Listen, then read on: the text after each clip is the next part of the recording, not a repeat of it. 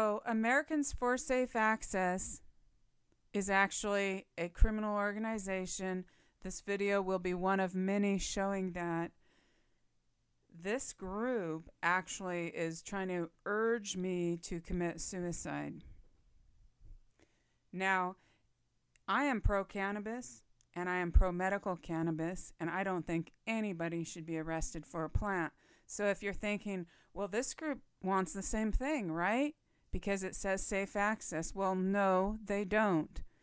In my opinion, this group is nothing more than organized crime strategizing a way to monopolize a marijuana industry. They've hijacked it from medical patients.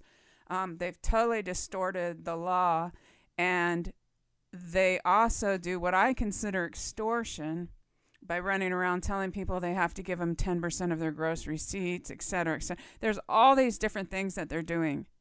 Okay, and I had spent about a year and a half trying to expose it, but I had stopped because my daughter was found dead in November of 2011 under extremely suspicious circumstances.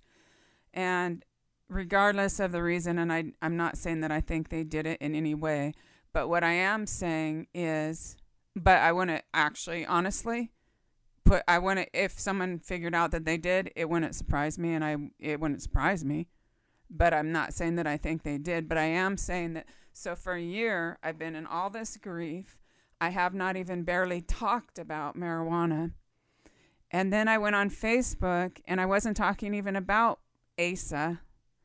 I was just putting up marijuana pictures and, stuff like that.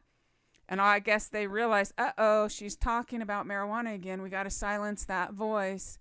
And so Americans for Safe Access had one of their goons, Seth Derek Aronson, actually come on my Facebook page and try to encourage me to commit suicide. I'm going to show you the post from Seth Derek Aronson, urging me to put a gun in my mouth and pull the trigger. And then in another post, suggesting that that's a way I could visit my deceased daughter. As far as I'm concerned, that's so low. I mean, how low can you go? And when I looked at this Facebook page of Eugene Davidovich, who's we won't even go there. Extreme Davidovich runs the San Diego ASA chapter, which I actually kind of encouraged him to before I realized I thought he was a cop. But whatever, he might not be. He might just be a regular person that's an insane psychopath. But anyways, so I have a screenshot when he created this new profile under his chosen name for this game he's playing. And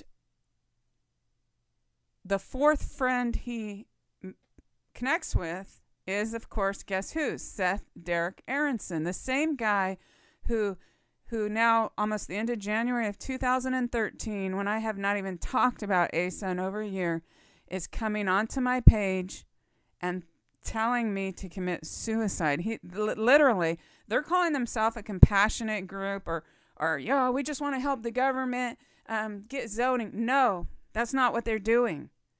In my opinion, this group is actually making deals with the government to, one, turn in other people so they can be the only ones to sell pot. In my opinion, the reason they push for restrictive permitting is because they control the 3 or 4 stores and take a percentage of the money. And fourth, what I'm going to tell you is going to blow your mind, because now I've heard it from a couple good sources, and I'm still looking into it, that this is actually a drug syndicate funded organization. Americans for Safe Access is the most unsafe organization there is.